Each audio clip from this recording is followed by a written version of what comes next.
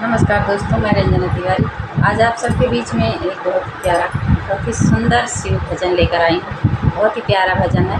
भजन को पूरा सुनना, लास्ट तक सुनना और जैसा लगेगा अपनी राय कमेंट के माध्यम से ज़रूर बताना कि हमारा ये भजन आप सबको कैसा लगा।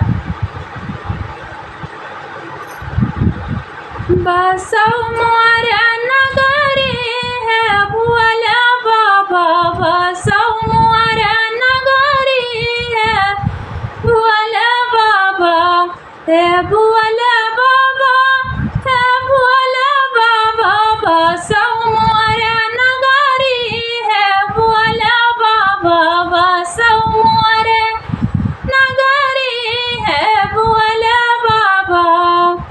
हमारे नगरिया माँ गंगा बहत है, हमारे नगरिया भोला गंगा बहत है। चढ़ाई भरा गगरी है भोला बाबा, चढ़ाई भरा गगरी है भोला बाबा, बसौ मोरा नगरी है भोला बाबा, बसौ मोरा नगरी है भोला बाबा। हे भोले बाबा, हे भोले बाबा, बसौ मोरा नगरी है भोले बाबा, बसौ मोरा नगरी है भोले बाबा। हमारे नगरिया माँ बेला बहुत है, हमारे नगरिया माँ बेला बहुत है, बेला बहुत है भोला, बेला बहुत है।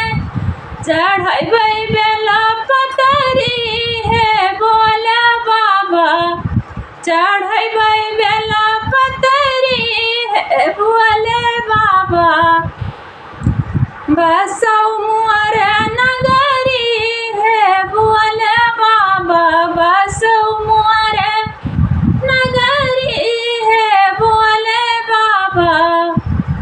हमारे नगरिया माया छत बहुत है, हमारे नगरिया माया छत बहुत है, या छत बहुत है भोला, या छत बहुत है। हमारे नगरिया माया छत बहुत है, चढ़ाई भरा गठरी है भोला बाबा, चढ़ाई भरा गठरी है भोला बाबा। बसौ मोरा नगरी है भोला बाबा, बसौ मोरा नगरी है भोला बाबा। हे भोला बाबा, हे भोला बाबा, हे भोला बाबा, हे भोला बाबा, बसौ मोरा नगरी है भोला बाबा, बसौ मोरा नगरी है भोले बाबा। हमारे नगरिया माँ फूल बहुत है, हमारे नगरिया माँ फूल बहुत है, फूल बहुत है केवल गट्टा बहुत है, फूल बहुत है केवल गट्टा बहुत है। चढ़ाई भरा डलरी है भोला बाबा, चढ़ाई भरा डलरी है भोला बाबा, चढ़ाई भरा डलरी है भोले बाबा।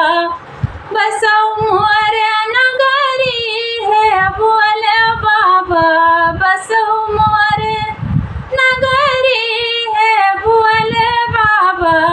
हे भोले बाबा, हे भोले बाबा, बसौ